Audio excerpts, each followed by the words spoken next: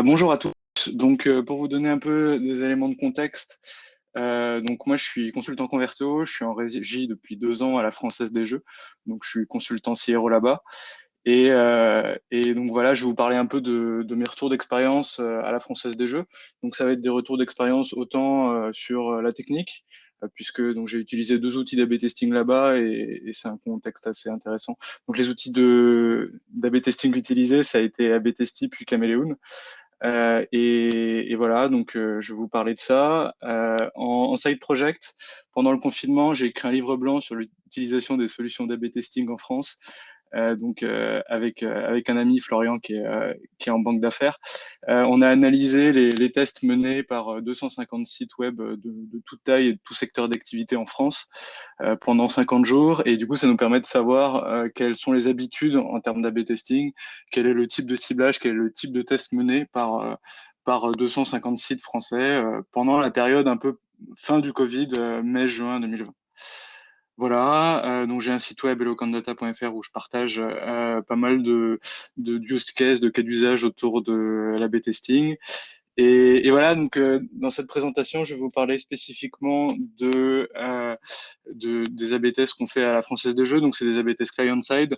On les fait sur le site web et on en fait quelques-uns en WebView. Donc ça nous permet parce qu'il y a certains parcours sur l'application de la Française des Jeux qui sont en WebView, donc ça nous permet quand même de toucher un peu à l'application.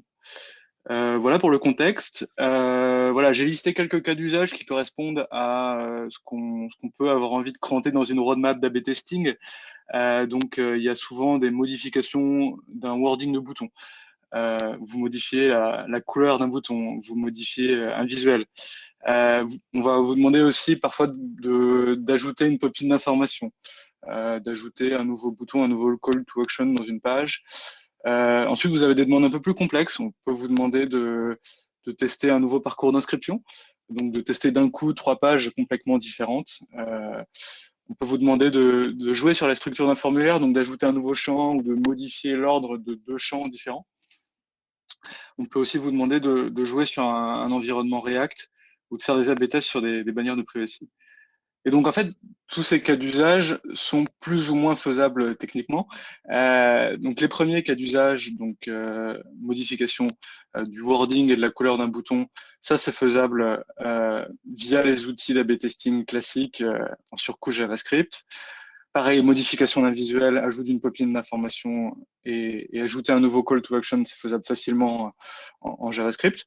Mais par contre, pour tout le reste, vous allez être bloqué, en fait, parce que le script d'A/B testing vous permet uniquement de jouer sur le rendu visuel dans le navigateur, mais il vous permet pas d'intervenir sur le back-office. Donc, si on vous demande de tester un nouveau parcours, si on vous demande de modifier la structure d'un formulaire, euh, pour un environnement React aussi souvent, vous allez être embêté. Pour toutes ces choses-là, vous êtes bloqué, vous pouvez pas intervenir sans l'aide de dev ou sans réaliser des A/B tests en server-side. Pour l'A/B test de la bannière de privacy, le mieux, c'est de passer par votre consent management platform. Voilà, donc il y a vraiment des A/B tests sur lesquels vous pouvez être totalement indépendant en tant que CRO, donc tous les A/B tests en OK que je vous ai cités en haut, et des A/B tests sur lesquels vous avez besoin de filouter. Je vais vous montrer comment. Pour faire des A/B tests sur des parcours, sur des formulaires, sur des environnements web app compliqués, en fait, le mieux, c'est de faire des A/B tests par redirection.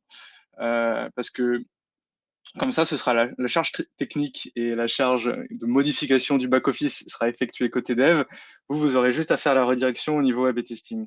Ça vous permettra d'avoir aucun souci sur le rendu et de pouvoir toucher à des modifications sur lesquelles vous n'auriez pas eu accès sans ça.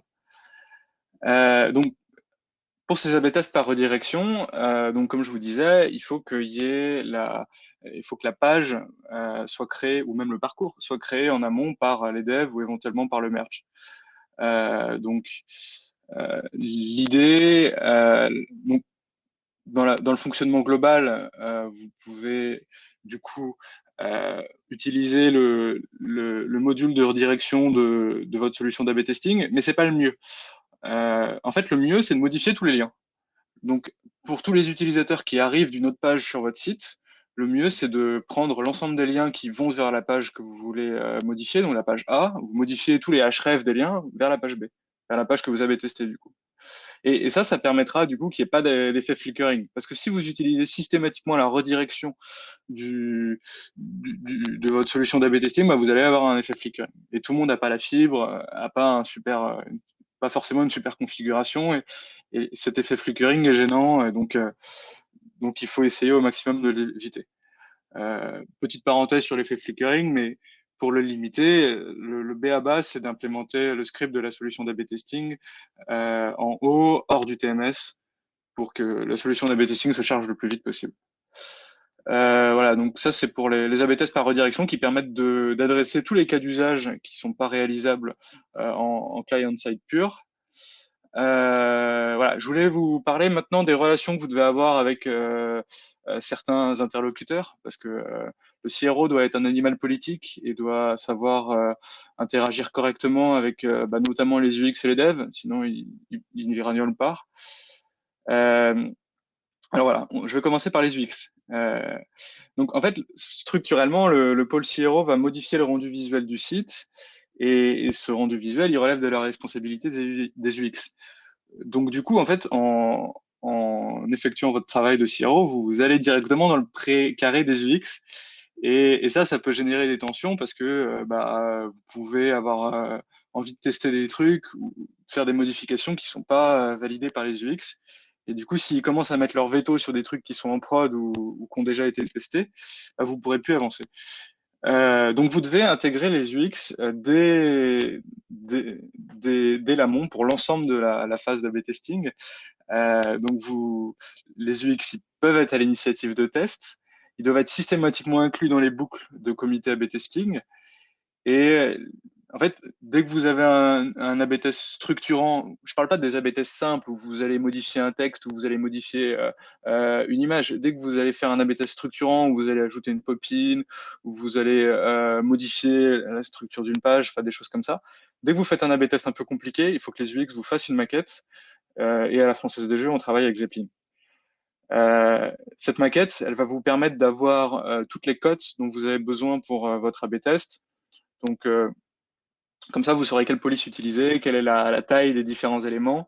Et puis, au-delà de ça, les UX ont en tête toute la charte graphique du site. Ils ont en tête ce vers quoi ils veulent faire évoluer le site à horizon 3-6 mois. Donc, ça vous permettra d'avoir tous ces éléments en tête. Et enfin, du coup, avant de lancer votre A/B test, j'ai l'habitude de faire valider aux UX le rendu visuel de mon test pour leur faire confirmer que la pop-in, la fonctionnalité que j'ai déployée correspond bien à ce que eux avaient en tête pour pas avoir de mauvaises surprises une fois que le test est en production. Voilà, ça c'est pour les relations avec UX, donc beaucoup de communication et bien leur donner la main sur la validation in fine de tests que vous lancez en prod. Euh, La relation avec les devs aussi peut être un peu conflictuelle parce que en ajoutant des nouvelles features sur le site, les devs peuvent avoir l'impression que le site bouge tout le temps et ils peuvent avoir peur pour la stabilité du site. Donc en fait, et par ailleurs, donc je vous l'ai dit tout à l'heure, lorsque vous faites des A/B tests par redirection, les A/B tests par redirection nécessitent que les devs créent une nouvelle page. Et parfois, c'est pas le truc que préfèrent les devs et du coup, ils vous dépriorisent un peu. Du coup, c'est nécessaire d'avoir une bonne communication avec eux pour pouvoir adresser au mieux ces deux points. Alors, pour adresser au mieux ces deux points, déjà, il faut être hyper solide en phase de recette. Lorsque vous lancez un A/B test, par exemple sur mobile, vous l'avez déjà recetté sur desktop et sur mobile en conditions réelles. Vous l'avez recetté sur iPhone, vous l'avez recetté sur Android, vous l'avez recetté sur des devices avec des tailles d'écran différentes pour être sûr que tout fonctionne bien. Vous l'avez recetté sur des navigateurs divers, y compris sur Edge ou des navigateurs un peu moins utilisés. Et vous envoyez ensuite un PV de recettes au moins 48 heures avant le lancement du test. Et ce PV donne les conditions d'acceptation du test. Donc, sur quel navigateur vous le lancez, quel est le segment d'utilisateur exposé. Ensuite, enfin, je vais faire un petit laïus sur les PO, donc les product owners, parce que eux, c'est vraiment l'interlocuteur à chouchouter dans le cadre d'une démarche testing. Les PO, il faut systématiquement qu'ils soient là dans les boucles, les comités d'A/B testing, parce que c'est eux qui vont décider si telle mise en prod se fait ou pas. Et, et en plus, je vous conseille de voir les PO en one-on-one hors comité régulièrement, par exemple tous les mois, pour qu'ils vous donnent un peu de la visibilité sur la roadmap qu'ils veulent mettre en place. Quelles sont les modifications qu'ils veulent cranter dans les prochains mois.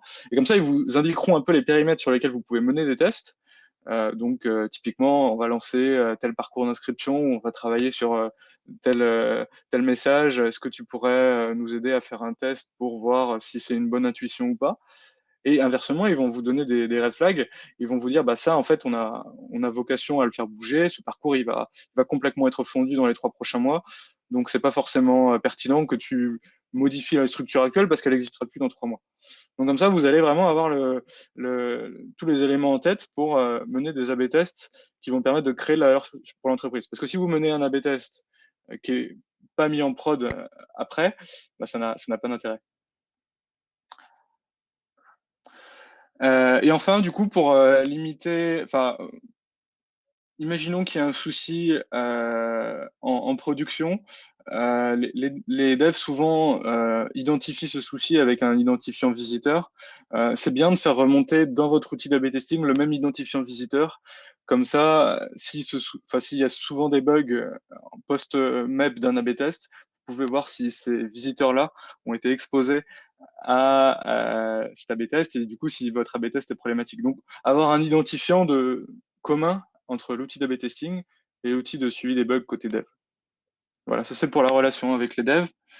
Ensuite, bah, je vais vous parler de 3 grands types d'A/B test en client-side que j'ai rencontrés dans ma régie à la Française des Jeux. Et je pense que les 3 ont vraiment leur spécificité et ça vaut le coup de passer un peu de temps là-dessus.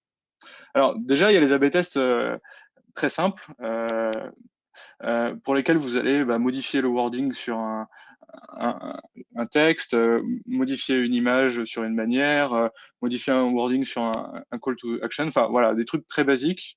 Vous pouvez même les faire via l'éditeur WYSIWYG de votre solution d'A/B testing. Voilà, c'est des A/B tests très simples à faire au niveau CRO.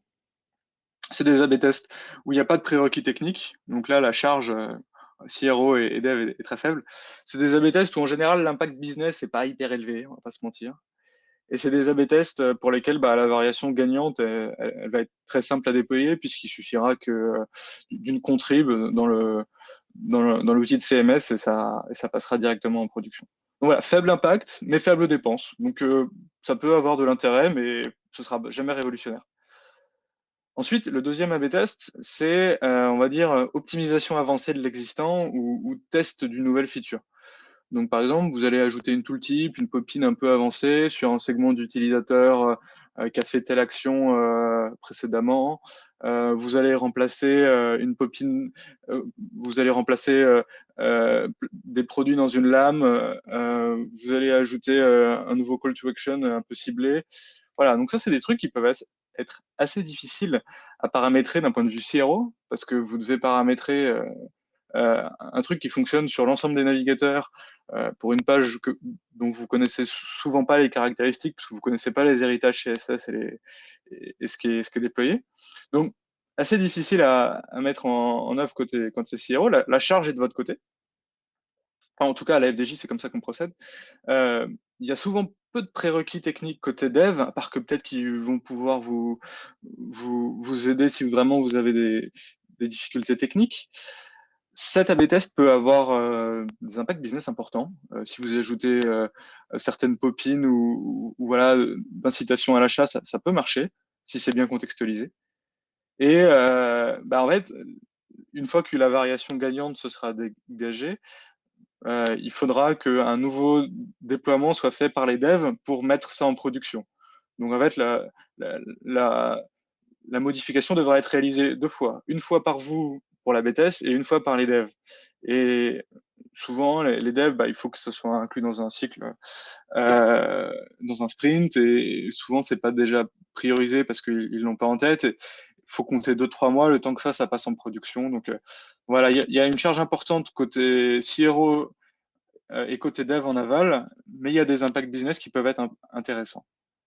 Et enfin, il y a un troisième type d'A/B test, donc typiquement le test d'une nouvelle feature, on va dire même le test d'une nouvelle feature un peu macro et un peu politique, qui vont vous pousser à nécessiter que côté dev, en amont du test, il y ait de nouvelles pages qui soient créées, un nouveau parcours qui soit créé.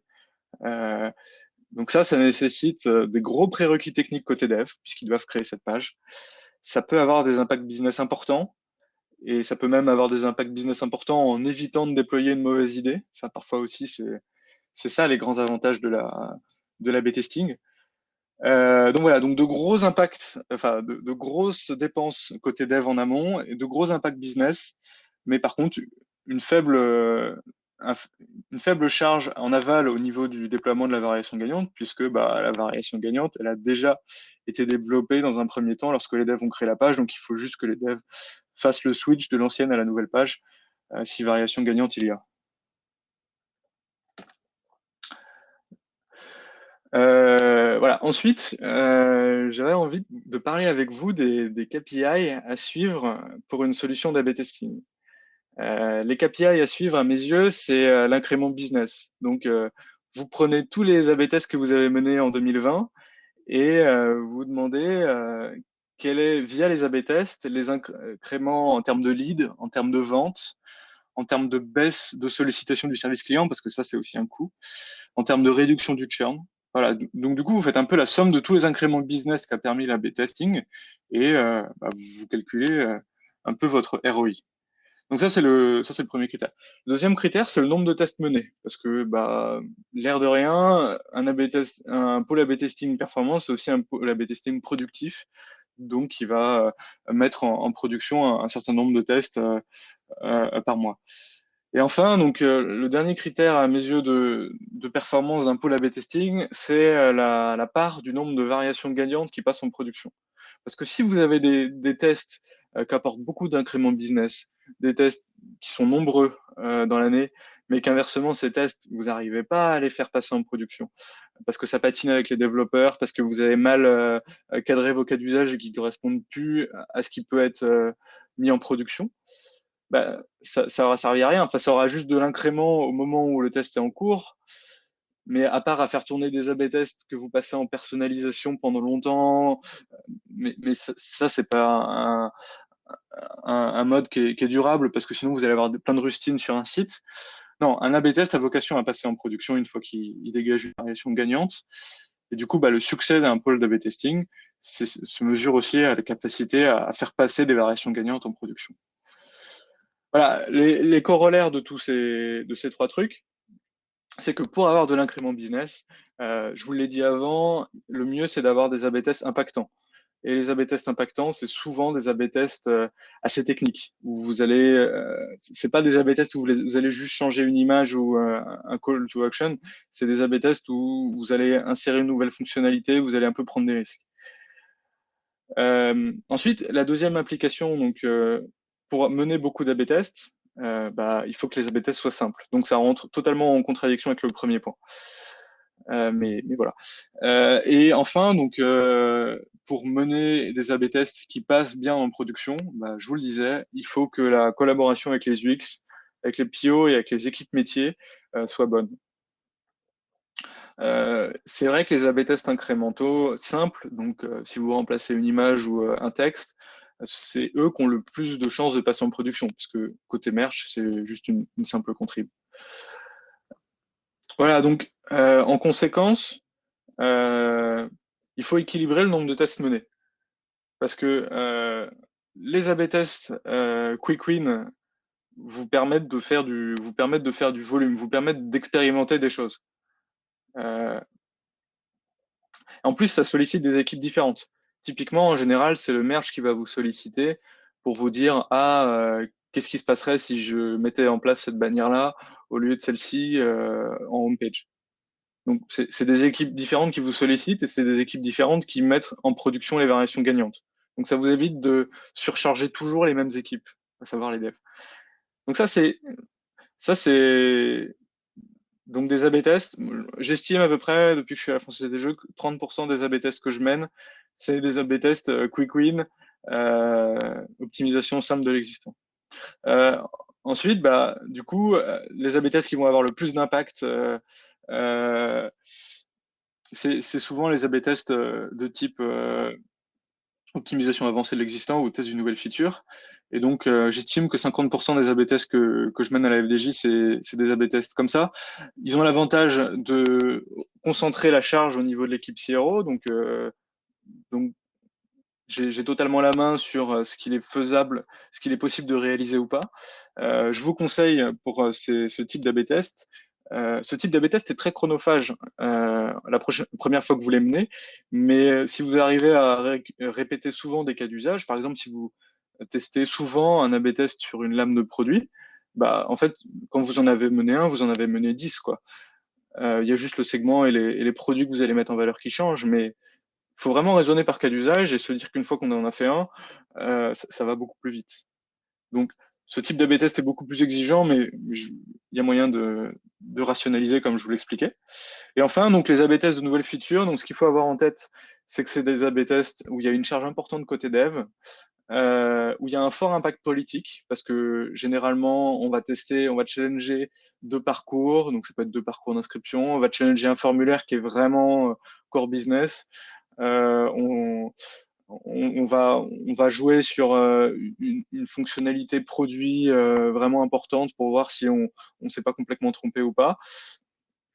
Donc, c'est des A/B tests qui vont faire grand bruit. C'est des A/B tests à fort impact politique. Et ce sera un peu votre porte-drapeau en tant que CRO parce que bah, tout le monde aura en tête ça. Donc, le succès ou l'échec de cet A/B test euh, pendant longtemps. Et donc, à vous de vraiment soigner ces A/B tests-là et de l'avoir en tête. Voilà. Euh, J'ai encore 8 minutes. Je vais me dépêcher. Ensuite, donc, je voulais vous parler des espaces logués parce que c'est un truc important pour l'A/B testing.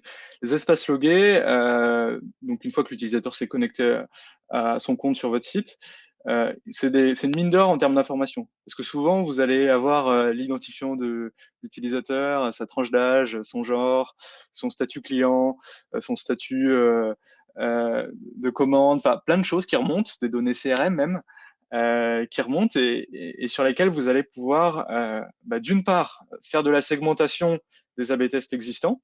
Donc dans Chameleon, ça s'appelle les custom data, mais dans A/B Test, il y a la même chose. Enfin, c'est des données personnalisées qui vous permettent de segmenter vos rapports. Donc, premier intérêt, la segmentation. Et deuxième intérêt, le ciblage, puisque comme ça, vous allez pouvoir cibler sur une tranche d'âge ou sur un statut client. L'autre intérêt des espaces logués, pour moi, c'est de se servir de l'user ID. Et notamment à la Française des Jeux, ce qu'on a fait, c'est qu'on s'en sert d'identifiant de réconciliation cross-device. Donc comme ça, quel que soit le navigateur ou même le device sur lequel l'utilisateur est connecté, lorsqu'il est connecté à son compte, on lui affiche toujours la même variation d'un A/B test. Donc ça donne des données beaucoup plus clean et une expérience utilisateur de bien meilleure qualité. Donc en best practice, je dirais qu'il faut que vous ayez un cookie qui reprend l'ensemble des données de l'utilisateur, chaque page post-connexion, et que vous, comme ça, vous tapez dans ce cookie avec le site code de votre solution d'A/B testing et vous faites remonter vos données systématiquement. Voilà, et je vais vous raconter un peu l'intérêt de l'A/B testing pendant la période du Covid. Euh, En gros, pendant le Covid, on s'est retrouvé à devoir pousser des messages assez vite à des utilisateurs. Et donc, qu'est-ce qu'on a à disposition pour pousser des messages à des visiteurs pour alerter des modifications de service? On a des contributions au niveau Content Management System, donc une map sur Drupal ou dans WordPress, ça dépend le CMS que vous utilisez, mais voilà, ça permet de pousser des messages assez simplement et très rapidement pour l'ensemble des utilisateurs. Vous n'avez pas de segmentation dans un CMS ou alors très peu. Donc ça, c'est les contrib CMS qui vous permettent de pousser facilement des messages à tout le monde. De l'autre côté, vous pouvez faire appel aux devs. Donc, les devs vous permettent de pousser une fonctionnalité complexe et pour des utilisateurs segmentés Donc voilà, des trucs assez poussés, mais malheureusement, ça s'inscrit dans un cycle de dev et c'est souvent 2-3 mois. Au milieu de tout ça, bah, vous avez un besoin qui n'est pas adressé, qui est de pousser un message, une fonctionnalité parfois un peu complexe, donc une popine, à des visiteurs segmentés. Et pour adresser ce besoin, bah, vous avez l'outil d'A/B testing. Et du coup, moi, je me suis retrouvé à être très sollicité pendant la période du Covid, à pousser des popines pour alerter les visiteurs des modifications de service. Parce que le time to market de la solution d'A/B testing est très faible. C'est autour d'une semaine, 10 jours, surtout quand c'est toujours un peu les mêmes cas d'usage qui sont envoyés.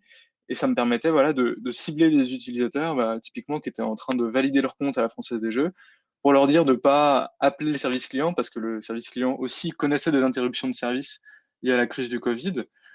Donc voilà, donc un cas d'usage assez intéressant qui montre que l'outil d'A/B testing, bah, c'est pas que pour faire des A versus B, c'est aussi un outil de push marketing très intéressant, surtout en contexte de crise. Et voilà, donc il me reste 4 minutes, c'est magnifique, pile dans les temps. Quelle liaison de l'outil d'A/B testing avec les outils tiers? Alors, en règle générale, quand vous faites un A/B test, il faut lier votre solution d'A/B testing à l'outil de référence. Donc, si vous faites un A/B test où le but c'est de pusher le téléchargement de l'application, bah, il faut que votre outil qui modélise qui traque les téléchargements d'applications, il sache à quelle variation d'A/B test votre utilisateur est exposé. Si vous faites un A/B test qui modifie le merchandising produit, bah, il faut que votre outil de modélisation du merchandising produit sache à quelle version d'A/B test le visiteur est exposé. Comme ça, vous aurez vos données d'A/B testing dans l'outil de référence de ce que vous modifiez. C'est quand même mieux. Ensuite, je dirais que donc il y a pas mal de cas d'usage hyper intéressants qui peuvent être menés avec des segments de la DMP. Je pense notamment, bah, pour reprendre ce cas, aux visiteurs qui ont déjà téléchargé l'application. Bah, ça, à la FDJ, c'est un truc qui remonte dans la DMP, mais qu'on n'aura jamais via un cookie, quoi. Donc, donc voilà, la DMP peut être intéressante pour les outils d'A/B testing, mais il faut connaître ses limites. Une DMP, c'est basé sur des cookies. Il y a de la déperdition d'audience parce qu'il faut qu'il y ait du cookie matching entre plusieurs sessions. Et il y a de la déperdition d'audience de la DMP vers l'outil d'A/B testing. Donc, il faut avoir ça en tête et les volumes peuvent être finalement beaucoup plus faibles que ce que vous auriez imaginé, pour ce que vous auriez initialement pensé. Moi, ce que je vous conseille, c'est que si vous pouvez, c'est de matcher, enfin, c'est d'utiliser à la fois les données sur les environnements logués et la DMP. Donc, imaginons que vous souhaitiez pousser une popine ou une feature pour tous les visiteurs qui se sont inscrits depuis plus de 6 mois. Pour faire ça, lorsque l'utilisateur est connecté, vous utilisez les données du cookie dont je vous ai parlé, le cookie connexion. Lorsque l'utilisateur n'est pas connecté, vous utilisez la DMP. Et comme ça, vous allez avoir les forces de l'un, donc la DMP, avoir des données quand l'utilisateur n'est pas connecté à son compte, et les forces de l'autre, donc le cookie qui permet d'avoir des données CRM et très fiables et complètes lorsque l'utilisateur est connecté. Voilà, c'est tout pour moi. J'espère que ça vous a plu. Parfait, parce que j'allais te dire, il te reste une seule minute. On est bon. Just in time. Est-ce qu'il y a des questions? Super.